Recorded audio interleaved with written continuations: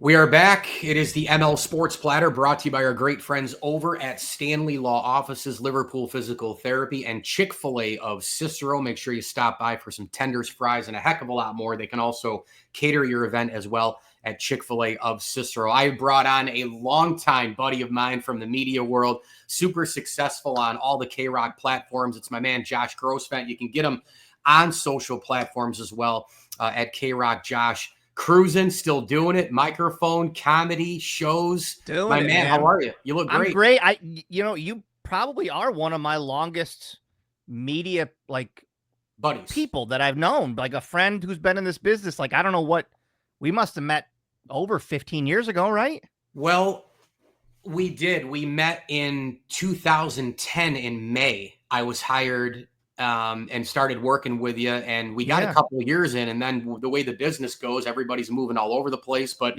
what's cool about it is, as frustrating as I'm sure it is for you, like me, to see so many moving parts and so many things not be the same, the business creates so many friendships, even of people who are competitors. And I have people at all sorts of different stations that I'm still pals with and I text with all the time, and you're one of them. So thanks for coming on, my man. Of course, man, because you go through it together. It's the most.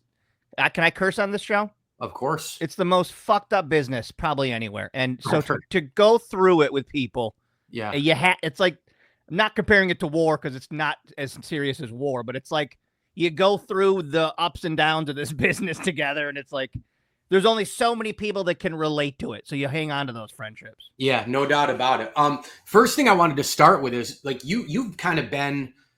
People may not know this about you, but way before now, back when you were young, you were doing a lot of a lot of stand up, right? And you're in bigger cities and you're kind of doing your thing. But when you were young, like a little kid, is that when you realized I want to be media, I want to be stand up comedy? What were you thinking when you were in grade school? I want to do this for a career. Because I remember when I was a youngster, I was calling into SU post-game shows on, SYR, and I wanted to kind of be in the business as a kid. I used to write about it and talk about it in first grade. That was you, wasn't it? It's a weird thing. Like people like you and me have a bug, and it's like, I wanted to be David Letterman. I just wanted to be David Letterman. I had his top 5 list books. Right. I watched him obsessively, and then I would watch Conan O'Brien, and I loved the talk show thing. And then I remember vividly my neighbor, John Naruski, was really into radio shows on baseball games on the radio. So he would get really into radio calls of baseball games. And we got this Radio Shack microphone that we plugged it into an old recorder. Awesome. And we would just record ourselves talking into this microphone. And I just loved it. I loved it. I've always loved the idea. I almost hate how accessible radio people are now, because I love the idea that I'm in a room and it's dark and I'm talking in this microphone and you're somewhere in the middle of nowhere listening to me. That I still love that. Just the idea of late night radio. Now everything is video and social media and all that. But yeah, man, from that, just like you, when you're a kid, you want to do it. You don't know why. Yeah. Yeah, you they made video for guys like you and me because we're so beautiful. Exactly. I'm camera friendly. I'm starting to get into the bald club like Hell you. Bud. So I'm right there. By the way, I'm guaranteeing that you picked up that mic at Radio Shack after you picked up a poster and something at Spencer's Gifts. Come on, right? Shoplift something from Claire's Boutique. I don't know. Make a whole day of the mall. So it's interesting that you bring this up with the whole technology thing and the old school stuff, because, when I made the transition from the corporate radio side over to this already 6 years this fall, I was a little nervous because I'm all I'm doing is going to a pool of crap because everybody's doing this. No matter how famous anybody is, they still have a podcast, and it might be a side to their big time radio show, like a Rich Eisen or a Cowherd, or in a market like Buffalo, the podcast is secondary to the GR on AM, where all the Bills and Sabres cycles are calling in, but somebody still always has a podcast. There's a YouTube.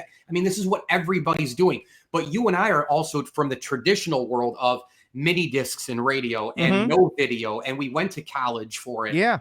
I learned how to do a monologue. I learned how to write a headline. I interned for 1,200 hours and got paid nothing. So if there's something from yesteryear that you wish was in today's day and something from today that you wish was then? You know what I mean? If you could take one from each section of time and throw it in the other, what would you pick? So like I've always been, and I think you and I are very similar in this way. I've always been DIY. I've always been very punk rock. I'll promote my own shit. I'll make my own shit. I'll just do it. I don't need anybody else to do it. Right. So if I could go back to, you know, the late 90s when you and I are coming up, any of this technology back then would have been incredible because I could have recorded anything I wanted. Like you said, we had mini discs or we had little mini tape recorders. It just wasn't the best. But like if I could have had that kid in the 90s, in the early 2000s with that DIY mentality and all of this technology, like right here in your pocket.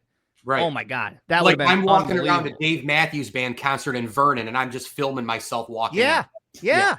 And that's just and it's how okay. It is. It's okay. Yeah. The thing that I wish more new people had is I never expected it to happen fast. And I feel like a lot of these kids getting out of broadcasting school now expect, you know, why am I not either morning drive or in sports radio? Why am I not afternoon drive right away? Like there's none of that. Like, you know, you and I both did the internship. I was setting up tables for the promo crew. You'll learn the business and then, you know, you're on the air and you're doing that part. There's not a lot of that anymore to sound like an old man. Yeah, no doubt. When you finish doing a radio show, what do you hope people say about you? By the way, I have a visitor behind me. She just can't stop getting in my videos. And I keep seeing the side of you, then the front of you. Are you looking at my oh, there you go. Now you're camera's here, you're here. So I'm kind of looking at you. I'm gonna move you over. So you're back and forth. See, you are David Letterman. Yeah, I'm trying. Yeah. This is Quinn. She wanted to say hi quick, but hi Quinn. My name is Josh. Say hi. Nice to meet you. So when you do a radio show, you know, what do you hope when you end that microphone? What do you hope people say about you? So I love doing the radio show, but you've probably noticed about me that I'm focusing on the community and the people who are coming together because of that radio show and feeling like you remember when you used to get to school, like high school, every group would hang out like in the hallways in different parts. Did your school do that? Yeah, I mean, yeah. And then some of the groups blended across. Yeah, you know? Like the groups would blend. Like we had like the band hallway and then like the jock hallway. Or like if somebody played like saxophone and played soccer, they'd be like back and forth. Right, it'd be all over the place. But I just like that in the morning, before we go to class, we all kind of hang out together in the hallway. We bullshit. We get caught up on each other's lives. Smoke 3 joints. Yeah. Smoke 3 joints. And that's like, I feel like that's the community that I like to build. And when the show's done for good someday, I hope that they feel like, you know, we had a community during all this. Our guest is Josh Grosvent of KRock, of course, a good buddy of mine. You can go get him on KRock Josh on all the social platforms, namely the fan page on Facebook and, of course, the Instagram. Listen to him online. You guys have got the app, everything going on, of course, because, you know, there's a million ways now to communicate. People can be on social all day, but they don't reply a text or a phone call, but they're checking their socials all day. Yeah. That'll hit you a little bit. Getting anybody's attention is close to impossible now. The music world that we are in. Do you like where it's at? Do you like the future? Obviously, you guys have a certain demo and a fan that you like to reach and touch, but stuff crosses over so much now. The world you're in, what you play, what you listen to, what you used to, how it blends together, where you see it going. Where do you land on all that right now? I feel like the old man in the room with music because like and I think this was with all media now, there are so many avenues that it's so, I guess, diluted in a way. Like when you and I were coming up, you would know who Stone Temple Pilots are because they're one of 10 bands being played, or you would know Rage Against the Machine, or you would know these bands or Foo Fighters. It was like a collective knowledge of all these bands. Well, now everybody can have a SoundCloud, a Twitch, a YouTube channel, and they can be the biggest star, and I'd never heard of them. So now it's like, there's like, I've got 2 teenagers in this house. I have a 16 and a 14-year-old. Good luck. And they know music. I don't even they could tell me artists I've never fucking heard of in my life. No idea. Because they saw a YouTube clip or something. And that's just the thought of that is wild too. What do you, so I have, as you know, I got started a lot later than you. I have a 5.5-year-old and an almost 2-year-old as we record this. Yeah. So what do you consider as a dad too much screen time nowadays?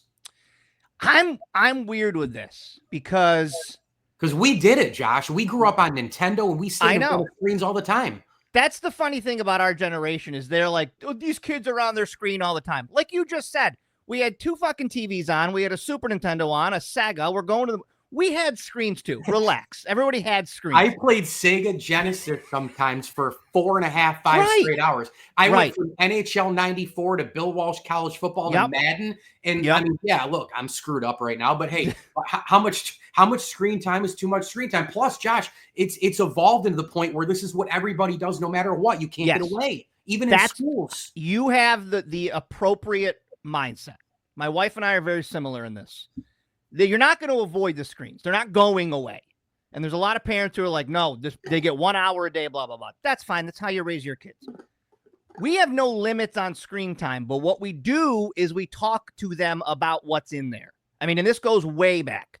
We never give anybody a home address, never tell them your name, never send photos to anybody, never text anything you wouldn't want on a billboard because you never know where it's going to end up. You had the conversation where there's a lot of perverts on the internet. Let us know if anything is happening. So our approach has always been use the screens because they are a tool in a lot of ways and they're not going anywhere. Just here's the things to be careful of when using them. I only got a couple more for you. Josh Grosvent with us here, brought to you by Chick-fil-A of Cicero, Liverpool Physical Therapy, and our great friends over at RV Source of Central New York. Make sure you buy, sell, rent, trade, you name it. RV Source will take you anywhere. Mike McKay, my man, he's killing it over there. He chased to 100, almost. I don't even know where they're at right now, but he has got so many awesome pieces in there, and you can do it all. You can store your RV, service your RV, and Mike McKay is one of those guys who, we know one of them. They're good at everything. And Mike McKay's good at everything. Good at everything. He drove me around in an RV at my brother's wedding a couple of weeks ago. I spent a lot of time with Mike. Yeah. So he's got all these RVs going. The business is crushing. He can shoot a 38 in golf and he hasn't played in 3 months. Guy can go catch fish and not be on a boat in forever. Write a hit song, sing right along to all your favorites. Right. Exactly. Same thing. I didn't even bring up the musician part. Yeah. My goodness. But yeah, I'll tell you what. It would be interesting to see, and I got to tell you, Josh, I think I would go at it the same exact way, even though our world has changed so much. I think an 18-year-old Mike Lindsley still looks at Ithaca, Cuse, Bonaventure, maybe still goes to Bonaventure. I still think I do it the same way today going into the business, even though it's, just open up and do all these social platforms and just do my own thing. I think I still probably go to college. I still probably do. What do you do today? If you're 18 and you're attacking it coming out, do you still kind of try the same path, or do you say it's all there in front of me? I don't need to try the college. I'm just going to create my own thing. No, I would have college changed my life. And even if not for the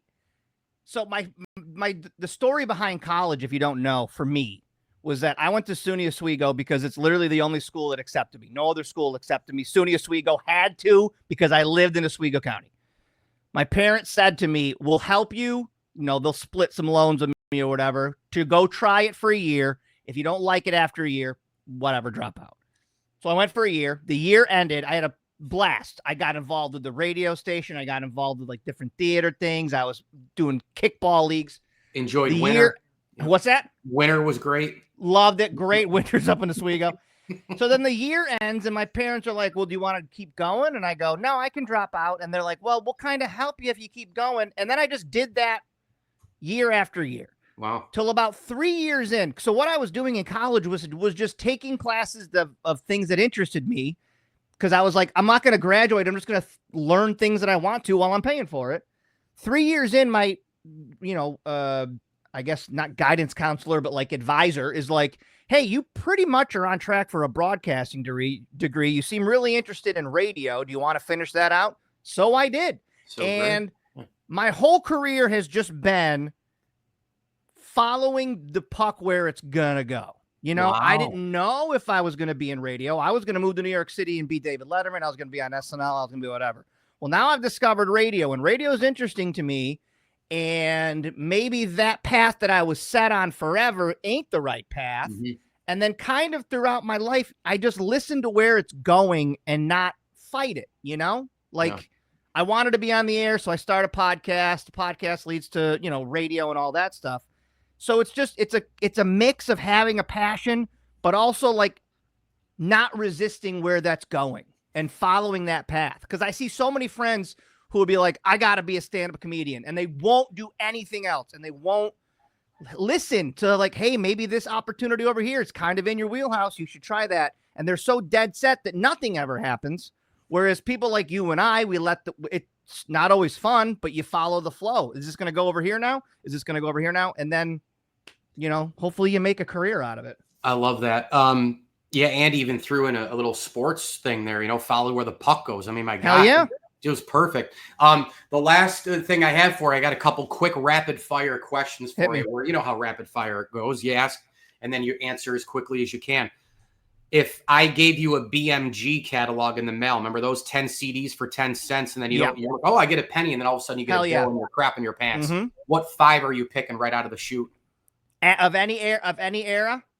BMG catalog comes. Remember how it was? You open it up with thousands of CDs. I mean, is it Counting Crows? It's going to be Smashing Pumpkins, Siamese Dream. Oh, God. Good one. You can pick 10 if you want. I don't care. I'll keep going. Smashing Pumpkins, Siamese Dream, Smashing Pumpkins, Melancholy and the Infinite Sadness, Foo Fighters' self-titled album. Okay. Queen, just the best of Queen album. Okay. August and everything Beastie after. Boys. Okay. Beastie Boys. And then number 6 would be Counting Crows. Yeah. But those would be my 5. Those are huge albums. Give me 4 more then. You can do 4 more. You take the Nirvana album, the blue one with the, right? No? Nirvana, but I would take Nirvana Unplugged because something about that Unplugged album was fantastic. I love that Unplugged album. All right. Little Pearl Jam in there? Pearl Jam Vitology, though, of all the Pearl Jam albums. I love that Vitology album. And then you want one more. The Jimi Hendrix Experience had a best of album that I owned in the 90s, and I listened to that nonstop. All right. I think that's 9. Is there another one? Foo Fighters? Yes. Adam Sandler's They're All Gonna Laugh at You. Oh. That one for a while was one of the top couple that they offered you. It was great. Everybody owned it. Those BMG, 2 comedy albums you released back then, man. Those things came in and you were like, 10 cents. And all of a sudden you got a bill for like 130 and you were like, Mom. Change my name. Ma. I don't know who that is. All right. Favorite snack before the show and favorite snack after the show. Although it's lunchtime for you. So favorite thing to eat before or after? I like to have a granola bar in the morning. So I'm always eating a granola bar, some kind of granola. Okay. And your boy would love a New York slice of pie after every show. Oh, my God. You give me a thin cut from either Nick's Tomato Pie, OIP. Somebody's got a thin slice. Yeah. All right. Favorite couple athletes growing up? You and I used to really talk sports back in the day together. Mid-90s Chicago Bulls. Come on. Michael Jordan, Scottie Pippen, Horace Grant, honestly, the Dream Team. The Dream Team is who we were all obsessed with. Of course it was. Yeah, of course. Favorite video game growing up? NHL 96, maybe. 6? Oh, 96. Okay. We'd play that for hours. This being the summertime, I would be in my parents' basement playing NHL 96 for hours. All right. Final one. Biggest media influence on you? David Letterman. Besides me. Oh, really? Oh.